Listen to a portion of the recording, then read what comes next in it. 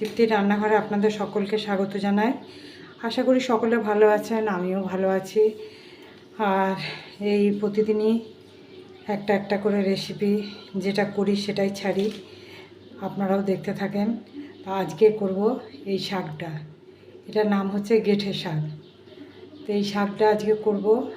আগে শাকটা ভালো করে ধুয়ে রেখেছি, তারপরে আবার কাটার পর আরেকবার ধোবো। তো ওর সাথে দুটো রসুন নিয়েছি, এই রসুনগুলো কুচো করব। দেখুন আমি শাকগুলো বেছে বেছে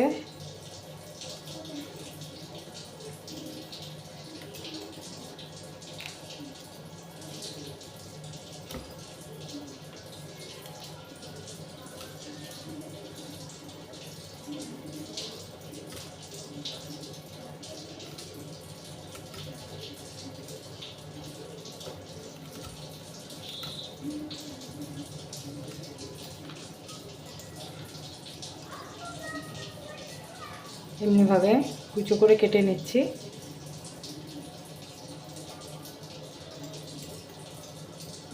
শাক কাটতে বাছতে অনেক সময় লাগে, আর শাকের ভিতরে বালি থাকে, পোকা থাকে, তাই একটা একটা করে বেছে নিই। আর যেখানটা বেশ কচি মনে হয় সেখানটার থেকে শুরু করে কাটতে।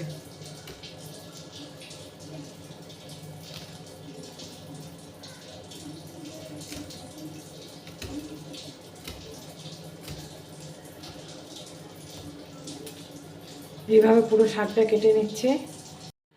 দেখুন আমার শাকটা কাটা হয়ে গেল, তার সাথে দু আটি রসুনও কেটে নিলাম।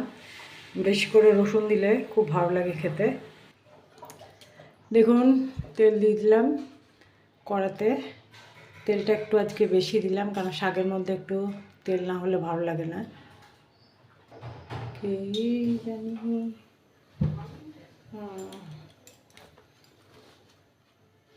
তেলটা একটু গরম হলে দিয়ে দিচ্ছি রসুনগুলো। শাকটা খেতে কিন্তু খুব টেস্টি হয়। এই শাকটা দিয়ে মোটামুটি আর কিছু লাগে না, হ্যাঁ মানে একতলা ভাত উঠে যাবে।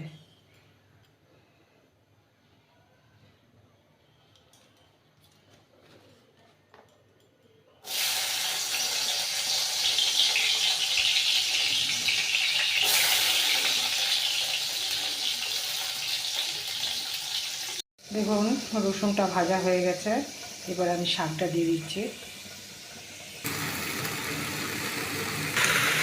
দেখুন হলুদ দিলাম, নুন দিলাম আন্দাজ মতন। এবারে ভালো করে মিশিয়ে নিচ্ছি।